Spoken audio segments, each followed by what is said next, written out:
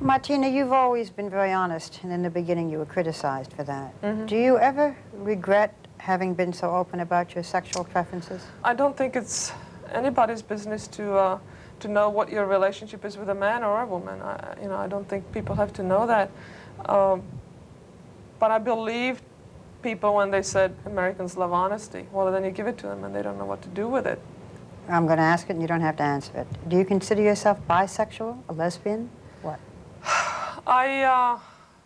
That's a tough one. I think I like men and women, but I would prefer to be with women. I mean, if I had to go out to dinner with 10 men or 10 women, I'd rather be the women. I find women more interesting.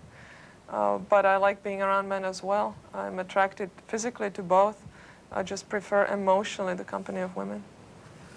Is it true that when you're in love, you play well and win, and when you're not, you don't? It has been in the past. So I think I need to fall in love real fast and maybe win the Open. Do you think you would have won Wimbledon this year if you hadn't been served with that summons, if this hadn't happened? That's hindsight. I'm sure that it would have helped had I not had this hanging. Now, maybe last 1 or 2 years of my career, and I'm saddled with this lawsuit. I have to think about that instead of enjoying my game. So that's pretty sad for me. Do you think that this is the last 1 or 2 years? Well, I just don't know how much I have left. What do you mean?